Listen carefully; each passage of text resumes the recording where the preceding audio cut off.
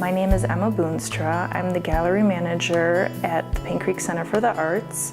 I would like to welcome you all to the 2017 Student and Faculty Show. We have over 70 pieces of artwork with over 50 artists participating. All the art that you see here is produced by students and faculty.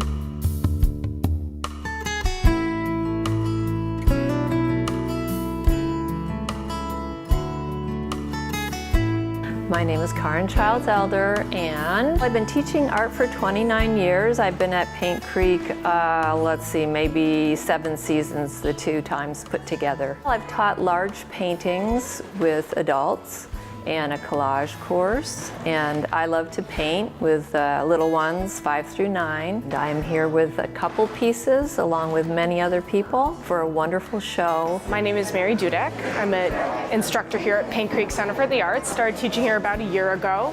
And first time I started teaching, before that, I really fell in love with it. It was just the perfect for my temperament. And my favorite part about teaching is that it keeps me fresh with my own skills, but I also get inspired every day from what my students take from it. My name is Pete Cheklich. I've been taking classes here for 2 years, so I started back in January of 2015. What's good about this show is it kind of brings out the best of the students and the faculty. It's not just one faculty show, and it's just not one student show. It's an interaction of both, so that you can kind of get an idea of what the students have to show and what the faculty members have to show as well.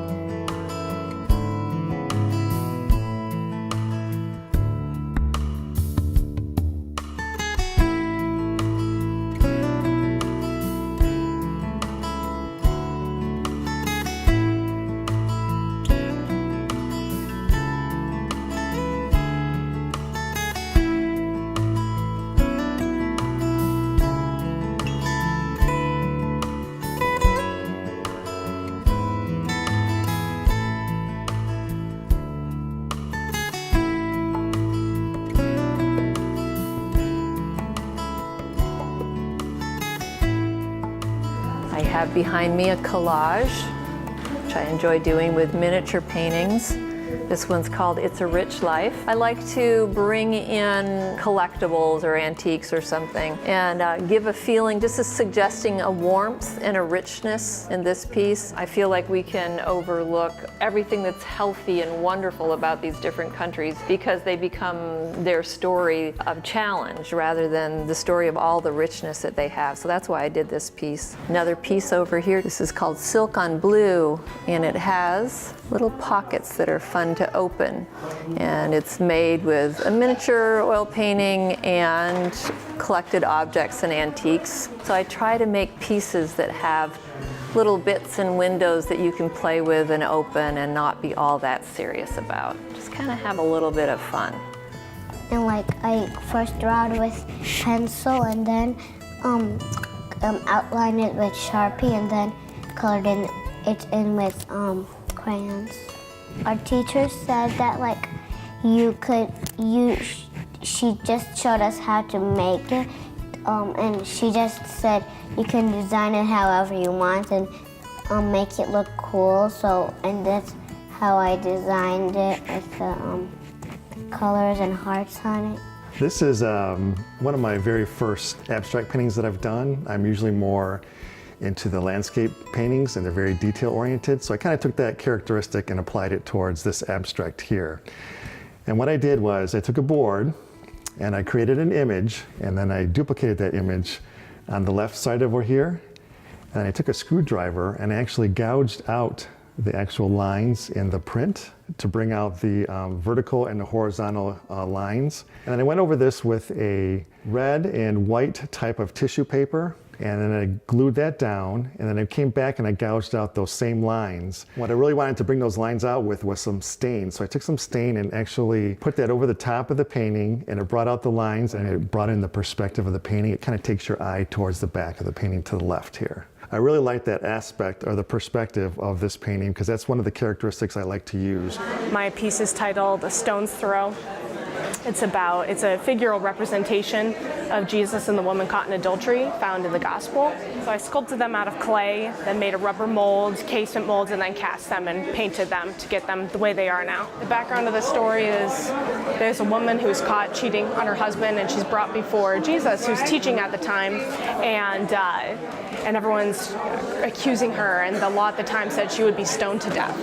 And so his response to this is to kneel on the ground and start doodling on the ground. And then when he stands up, he says, "Whoever among you is without sin can throw the first stone." And then he kneels back down on the ground, starts writing. So I found the contrast between him kneeling on the ground and her standing in the scene to be really interesting, really powerful. I saw this connection between what he then later does on the cross, when he makes himself humble by taking on the sin of the world and dying in this, so that everybody else who's ever done anything wrong could be saved, could not be humiliated anymore.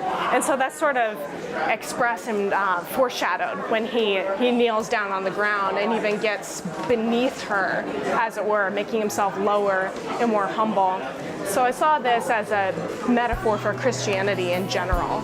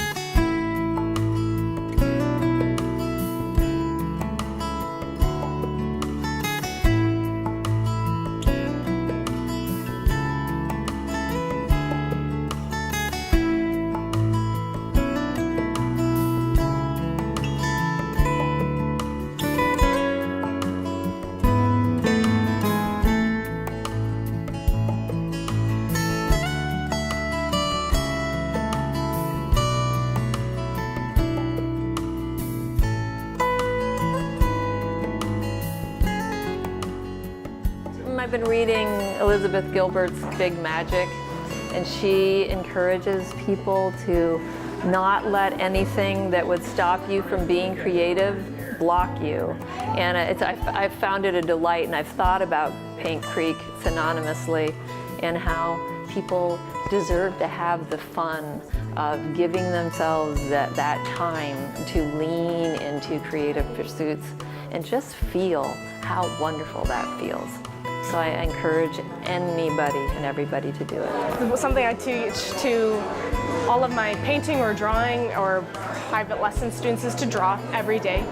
Because when you start drawing things every day, you start looking at the world around you and paying closer attention than you had before that. The practice of doing that regular routine of drawing, making art every single day is kind of what's going to lead to something really big down the line.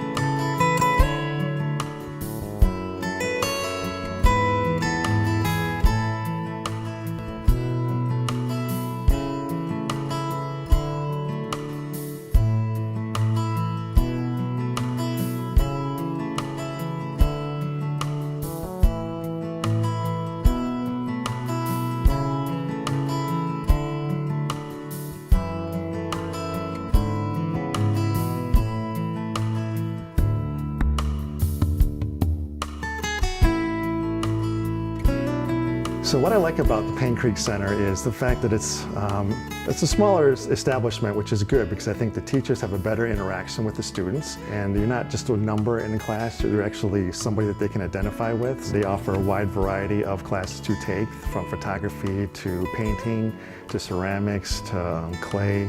So there's a lot of variety for you to take classes here. So I really like that aspect of this facility. I think that the center takes people from whatever skill level that they are at, and we just try to pay attention and give people a leg up and let them see improvement in their work and have fun.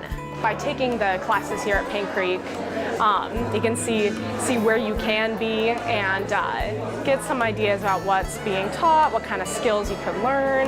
And I mean, painting, making art is a big dream for a lot of people, and what I find is that it's a dream that's not really realized with a lot of people, and they come here kind of looking to return to that former love, former desire, and so if you come here, you can see how that dream really can come true.